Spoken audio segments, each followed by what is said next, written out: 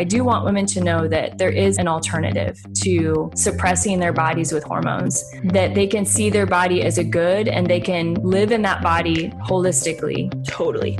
Oh my gosh. It's amazing. Join co-hosts Jamie Rocci and Teresa Kenny as they educate women about the beauty of the feminine design and empower women to take charge of their health. They're going to be so amazing. You're going to be so empowered by understanding your feminine genius and your hormone genius. I don't think I could live my whole life knowing this and not sharing it with anyone.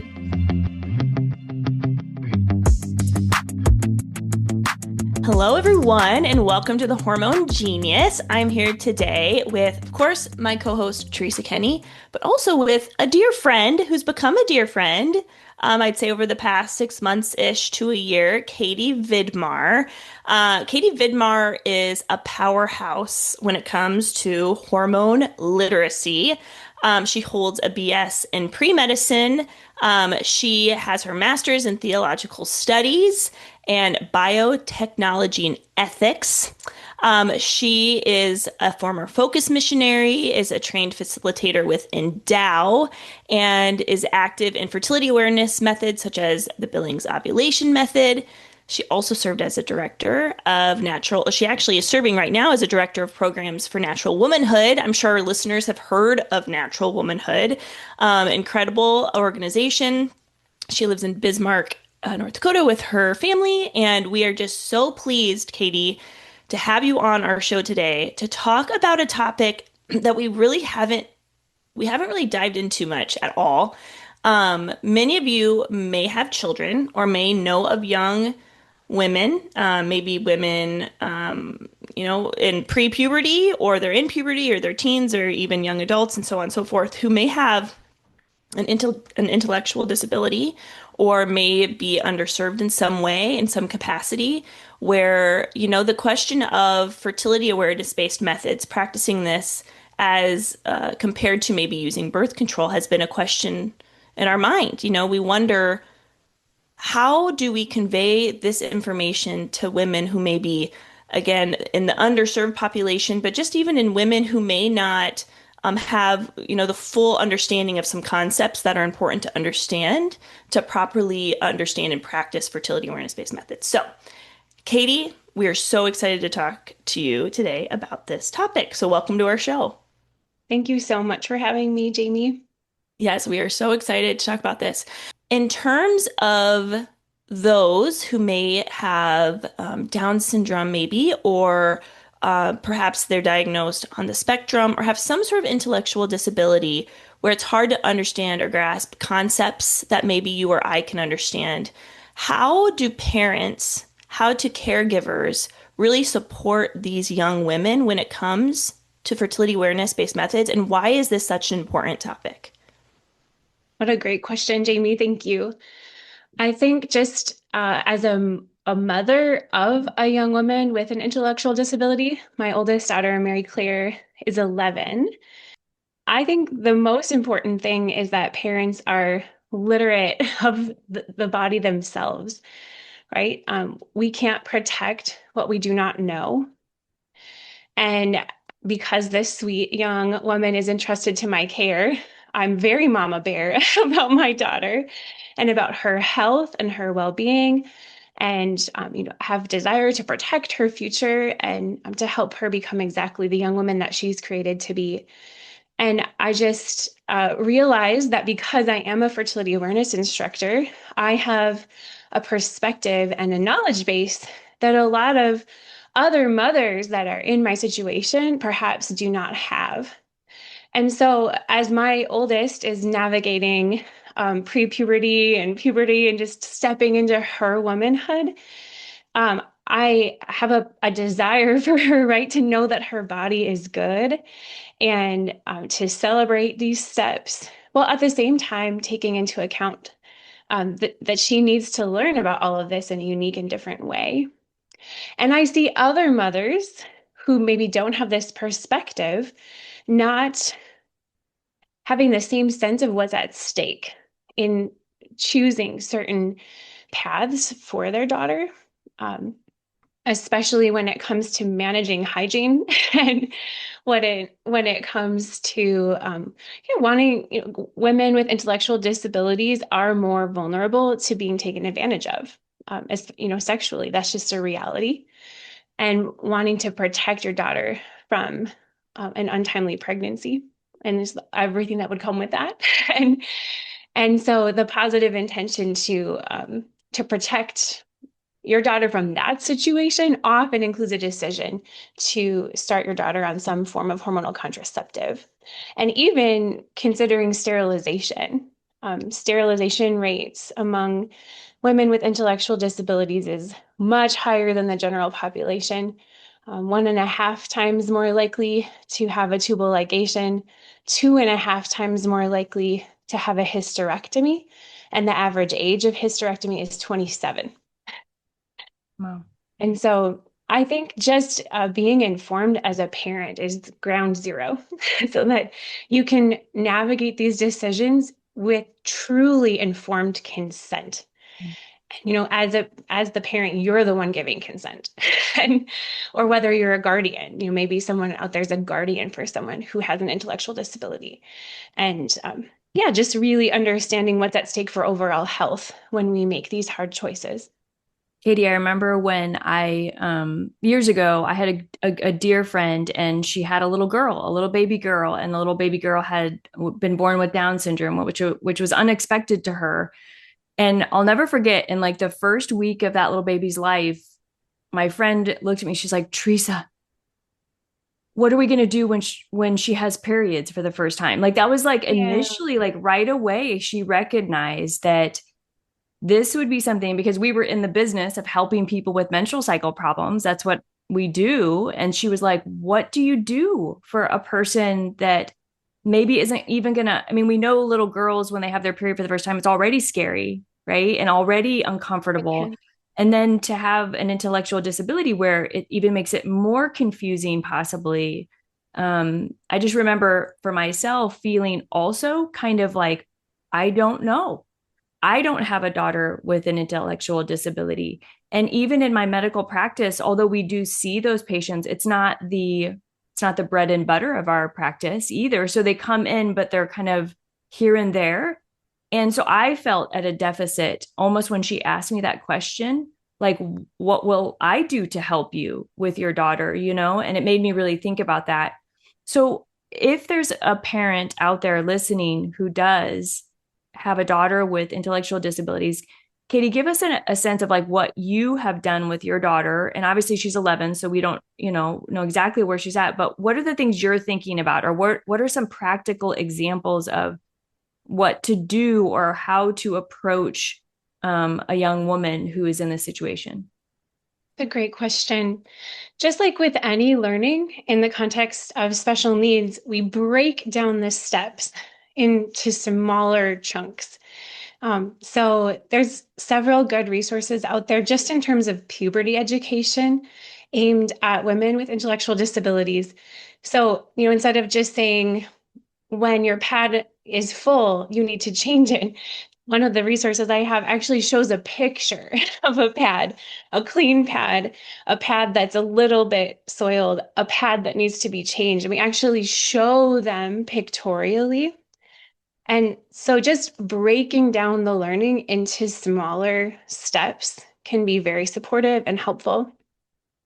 I'm a huge fan of period underwear. I think this is an amazing innovation, especially just for managing hygiene for this situation. Funny anecdote in our family. So we're like talking to my daughter about these changes and getting ready for her first bleed. We sat down and got on Amazon and she got to pick out a pack of period underwear. And, she likes these colors and this design. So we ordered it and it arrived a few days later on our front doorsteps. And my husband happened to find the package first and he came inside and said, "Hey, what are these?" And my daughter said, "Daddy, those are my period underwear." It was kind of like time froze in our home. My husband is an amazing man, and in that moment, I just like saw the gears turning, and he remembered who he was in that moment and who he was married to and what his proper response ought to be. So he just pulled her in for a big hug and said, "You bet, Mary Claire, these are your period underwear." So I just treasure that moment. It was the first time that it was acknowledged that our daughters will bleed, like in our family culture. And so it was a big moment for my younger daughters in that way, just to see like how comfortable is dad talking about this. And, I just feel like it really set a beautiful tone. So that's definitely something um, that I cherish. And yeah, I think the more that we can help young women, just like any young woman, just to see this change as something that's positive, that is part of their overall health, and that's part of what makes them uniquely who they are as a young woman. I think like this is the path forward. So beautiful, Katie.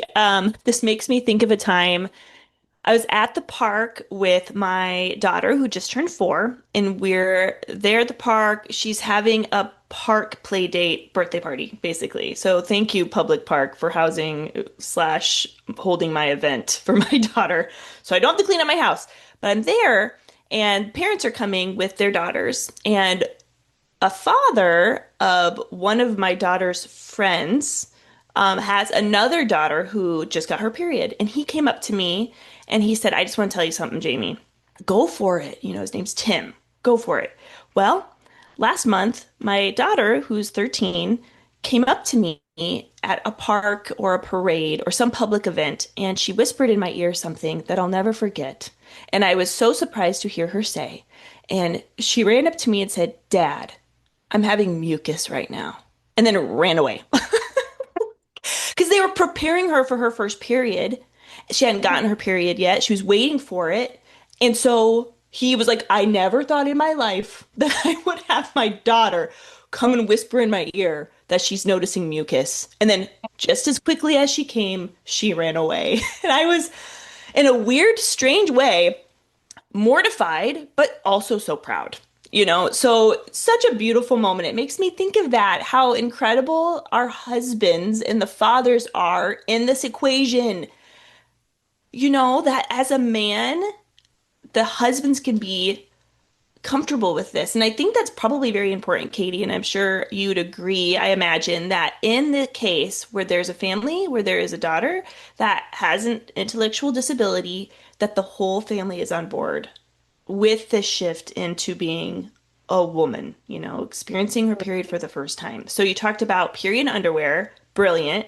These guides that show here is an empty pad, clean pad, a bit soiled in a pad that needs to be changed. What are some talking points, Katie, that you've brought into your own home? Of course, knowing what to expect, you shared some examples, but what are some other tips or bits of advice that you recommend parents starting with, not only in regards to even getting her period, but also what it means to be a fertile woman, her biomarkers, what that Right, means to be a fertile woman? I'd love to right. hear some of those tips. Yeah. Well, again, it's not that different than what you would bring to any young woman. So, yes, of course, she knows that there's a red flow coming, but we've also talked to her about her white flow. Because I am now the director of programs for natural womanhood, I have loved showing Period Genius to my daughter and moving through that program. And that program does just a beautiful job of talking about white flow, first and foremost, as a sign of health.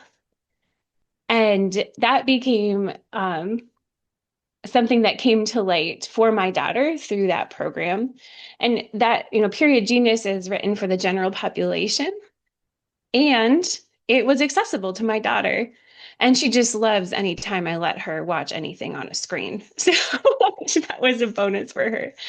Um, yeah, so I think just the basic language of red flow and white flow, and that when you see that white flow, you know that you're hormonally healthy, that Your bones are developing, your muscles are getting stronger, your brain is working the way that we want it to be. Just the same topics that we would share with any young woman, just using language that's distilled down to what is simple and essential, because there's only so much capacity for her to receive at a time.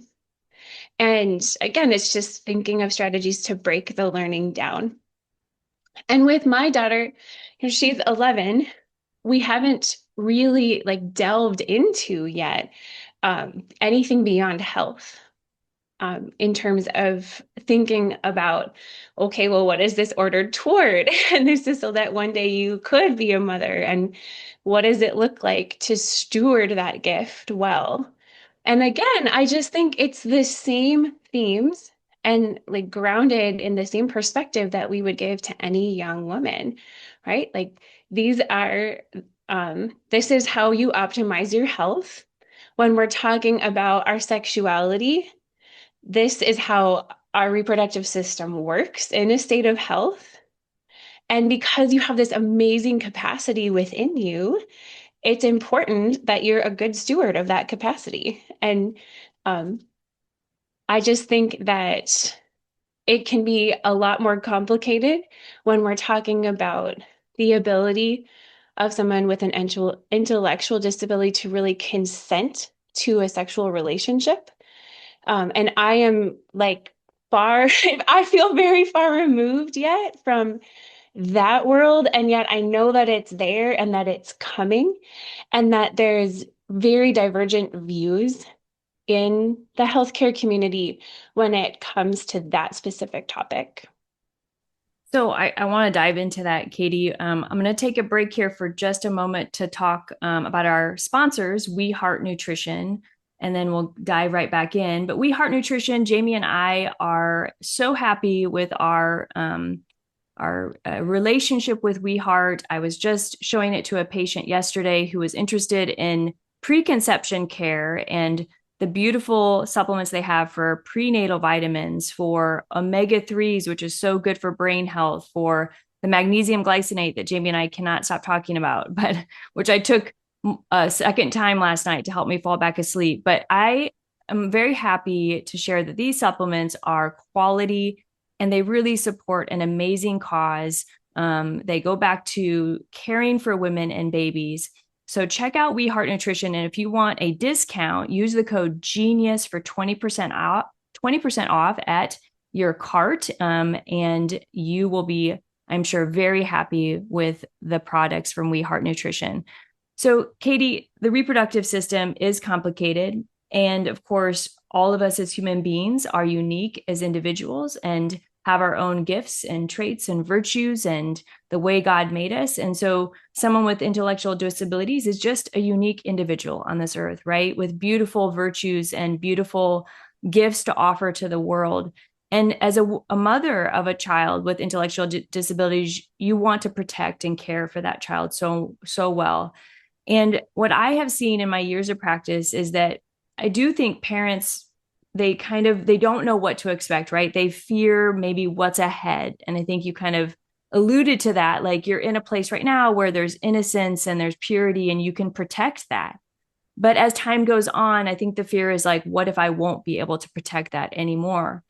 And I have found that, parents ask about putting their children on birth control as just that protection, like it's something that they feel like is just needed, right? Like I can't be there for you always, and this would be this protection. So in your mind, kind of like what would be the drawbacks to that, or where would your brain kind of think in terms of your own kind of thoughts around your own daughter in terms of like the future and that vulnerability, that fear maybe that's of what's ahead?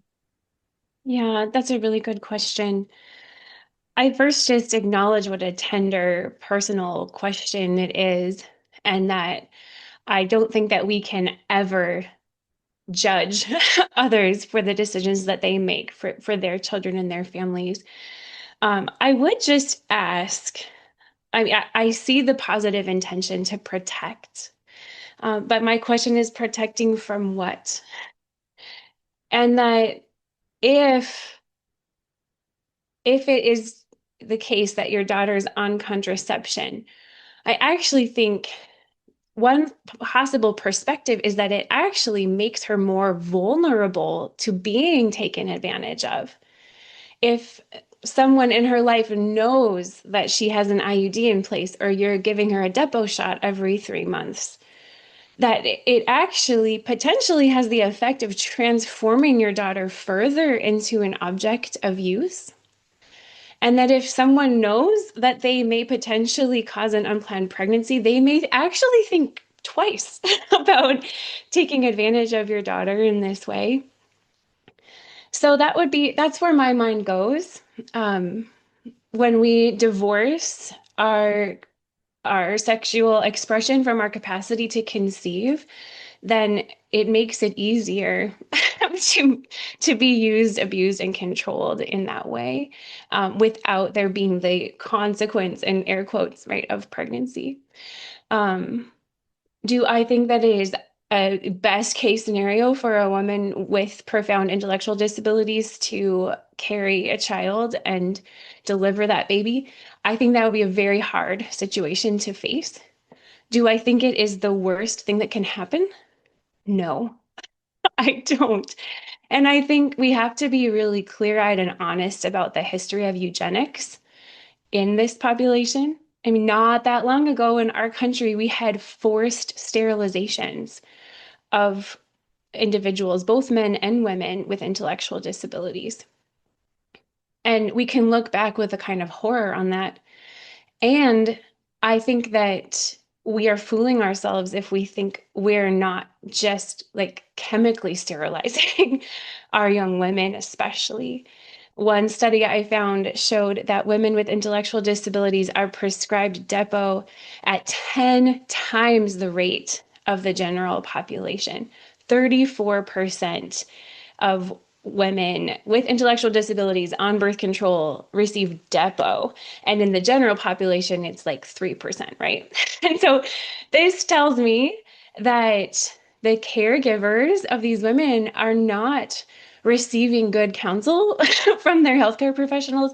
Yes, there are advantages in that we just have to bring the woman in for an injection and it doesn't require any behavioral participation on her part. But the significant health disadvantages of long-term Depo use are significant and right there in the prescribing information. If you're on Depo for longer than 2 years, you have permanent bone density loss that you will never recover, just as one example of this. So again, I think we're fooling ourselves if we think that we've moved on from our eugenic past. And I am not I have great reverence for how weighty and difficult and fraught this situation is for so many families. And I don't say any of this in a tone of judgment. And I'm not there yet, right, with my own daughter. But this is what I see now. And this is my perspective at this point. Yeah. It's almost like this topic should be divided into three categories. Like category one, body literacy, hormone literacy, pre-puberty, going into puberty. What is the awareness needed to understand how to be clean and healthy and, in a sense, happy? Right, Teresa? Happy Girl's Guide to Being Whole. I'm thinking about your book. And actually, that book would be a great tool for parents just as they're preparing to, again, continue raising their young daughter into teenage life. So that's a great book to think about even as the parent, because so many parents don't even have an awareness of how to communicate these truths to their daughter. Okay, so And that's it's the very pictorial. very So I pictorial. think it would work very well for Yeah, a young woman in that 18 to 24 demographic who has an intellectual disability. It could really meet her where she's at. 100%. So it's almost, again, these three categories. The first category is awareness and understanding, not only for the woman, the young gal who's again struggling to understand these concepts, let's say, but also people who don't have an intellectual disability who struggle to understand these concepts, like parents and caregivers. Okay. So there's that's the first group. The second group is this understanding of what it means to be a fertile woman and how caretakers support their daughters in this arena. And this question of once my daughter is to a certain age, or who is my daughter surrounded by who may take advantage of my daughter, and how do I protect her? It's kind of like the second conversation point in a way. And then the third is ongoing, lasting effects of health disparity that occurs from being on birth control. Having that thought or understanding, what would it mean if my daughter is on birth control? And what would it mean if she wasn't?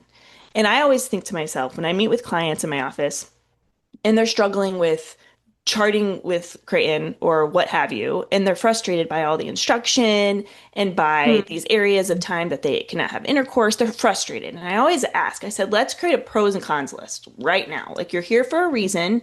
You're here because you wanted to learn this. And I sense it's frustrating. So what are the pros and cons? And let's write it down. Because there's going to be hard things about both things. Which hard do you choose? That's exactly right. Yeah. Yeah. What's your hard? So I think these are some good kind of breaking it down, like you said, Katie, at the very beginning. How do we break these concepts down to simple concepts, not only to the young women, but also to the caregivers so that they can understand how to best support and be prepared Right. as, the daughter grows up and Yeah. Mhm. I really have a lot of respect for the Ottawa shared decision-making tool. And that could be a really wonderful resource for parents.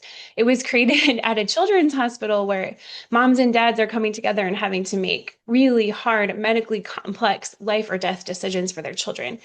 And we know that we're more satisfied with our decisions when we make them grounded in our values and not in our emotions of the moment.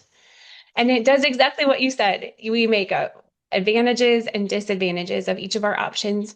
But I think the thing that sets the Ottawa decision tool apart is that then you weight how much each of those factors matters to you.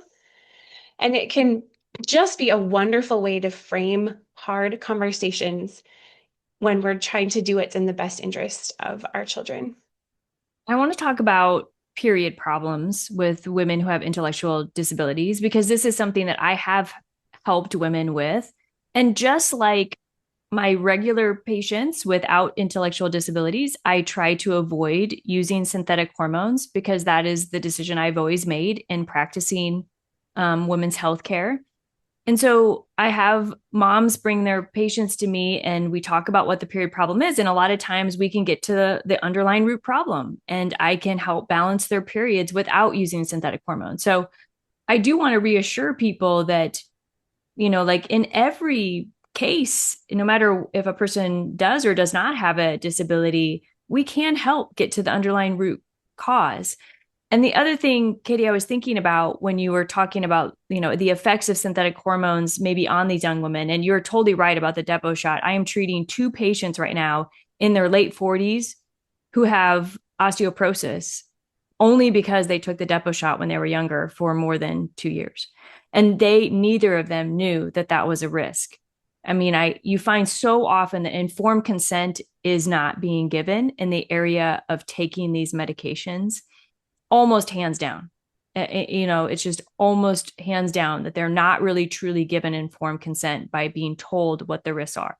But the other thing I was thinking about is that a young woman that has a disability wouldn't be able to maybe speak up and say, this doesn't feel right in my body. I mean, so many times, like with the IUD or with birth control pills, women feel mentally completely off. Like they go into like a completely state of anxiousness or like out of mind kind of thing. And I feel that it would be problematic because these women wouldn't be able to speak up for themselves and say, this doesn't feel right in my body.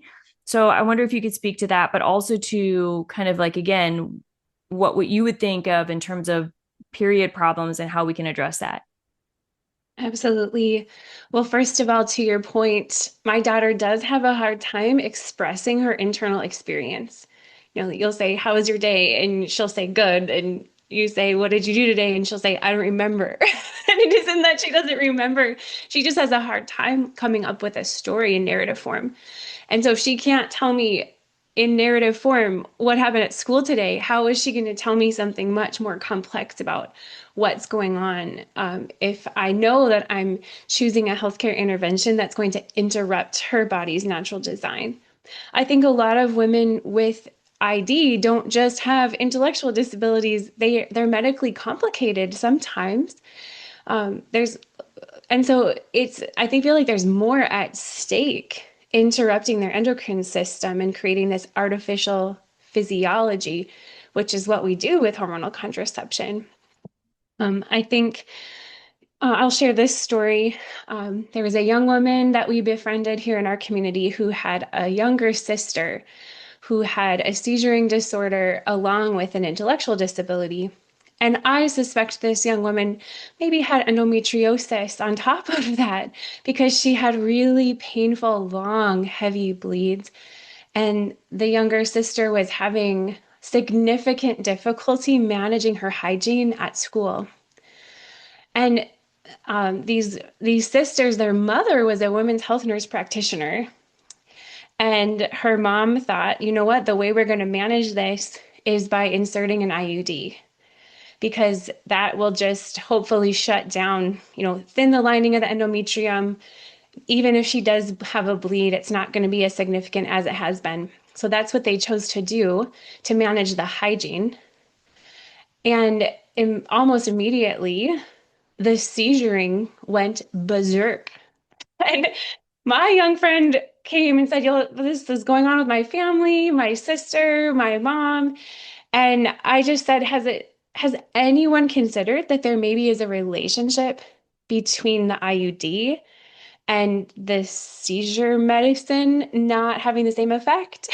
And um, that you look in the IUD prescribing information, it talks about blood serum levels. We know that there's hormone receptors in our brains.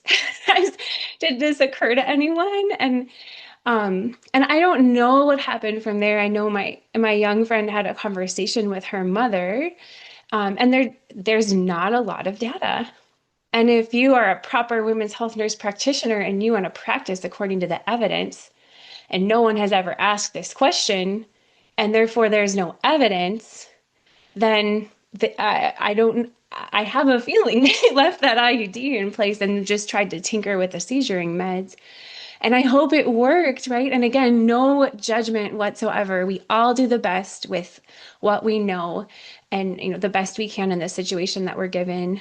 But I think of that, and I just think there's this acceptance of creating an artificial physiology in women's health is ubiquitous.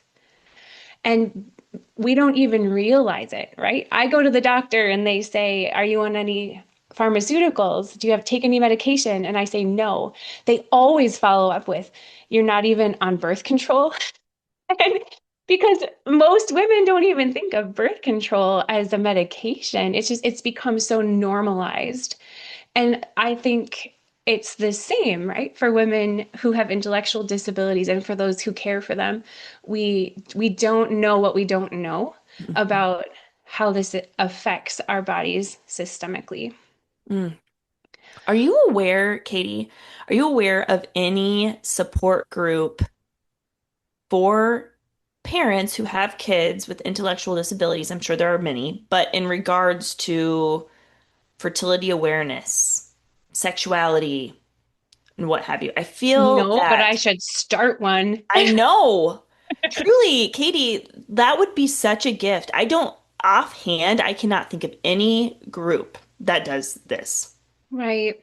Supports for parents who have kiddos that really need support in this way, because you better believe these parents need just as much support in working with kids, especially Katie, because again, you're working with your 11-year-old. I even know I have a daughter who struggles as well, and so I am nervous, and she hasn't gotten her period yet. I am legitimately nervous. I feel so confident in how I feel in terms of my stance on being a healthy woman, understanding your cycle, but it really does make things complicated, truly. And so very humbling for sure. right? But Katie, if you start that group, I'll be your assistant. I don't know. Right? Well, I think it would be beautiful to do something through natural womanhood. I, of course, would, need some time to build out that idea, but we've already talked about just creating some add-ons to Period Genius that would be specifically for this demographic and their parents. But you're right, there's a huge need. I see it coming up as a topic within support groups for families, but I don't know of anything that's specifically oriented in this way. It's needed for sure. Like a framework, a system, a guideline, something, Right. discussion Well, I think, questions. Yeah. yes. And, circling back to Teresa's point about if women have any kind of menstrual health issue, and just her confident statement that you can still treat the root cause. I think, okay, let's unpack that a little bit. And what does it take as a parent to support that? Right? Because then we are actually going to need, on a basic level, to teach our daughter how to track her cycle for health. Beyond just, I started my bleed today and I noticed some white flow in the middle, right? We're going to need more information. And how do we help our daughter to bring forward clinically relevant information so that we can help her track that? And this is where I think there's a lot of room for growth in the movement. Some of the comprehensive fertility awareness based methods are not going to be a fit because she's not going to, respectfully to all of my Creighton friends, use the 42 different categories to define her flow, right? It's not going to happen. So what does it look like to develop something that's simplified, that can still bring forward diagnostically relevant information?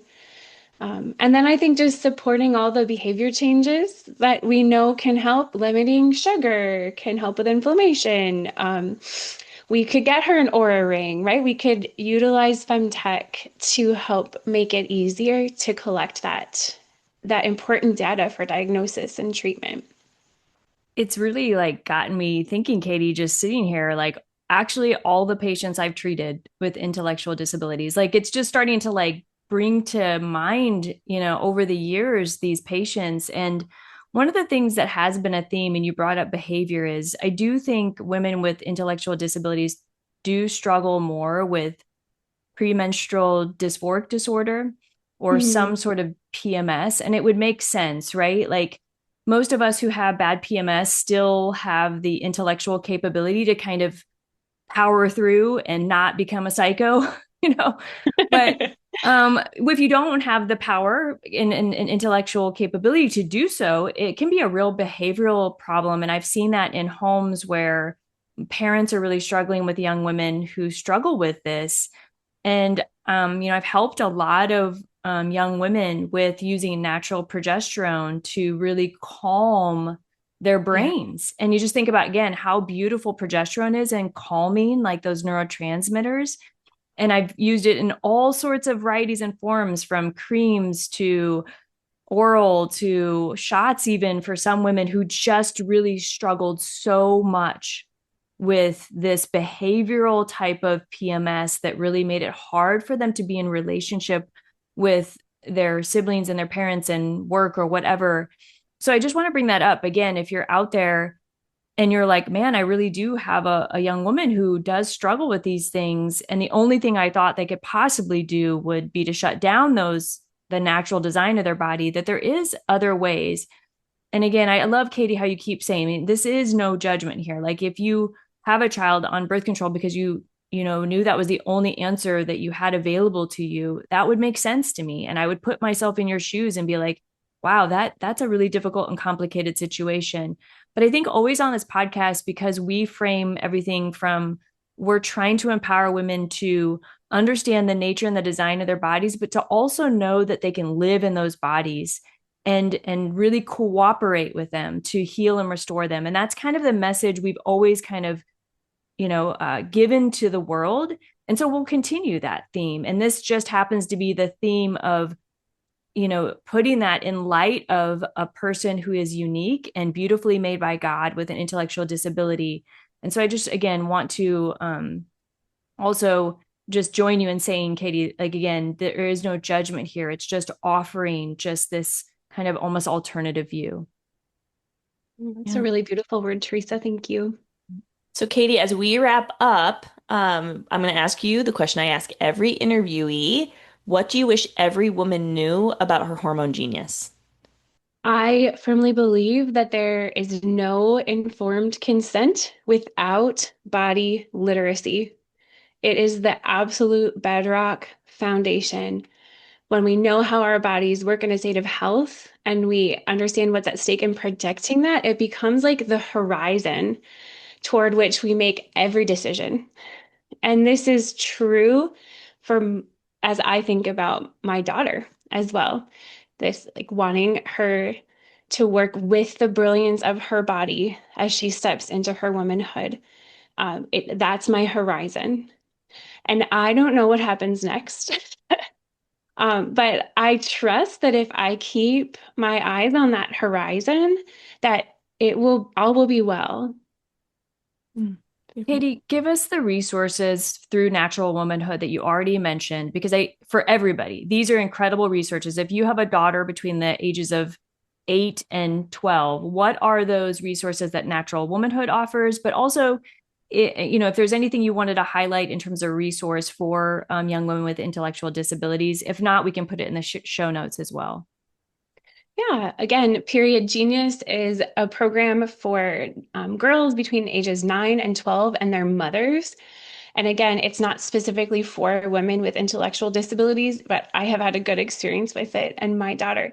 You can learn more about it at naturalwomanhood.org. And I think as far as other resources, some of those like more pictorial guides, we can put those in the show notes because I have quite a few.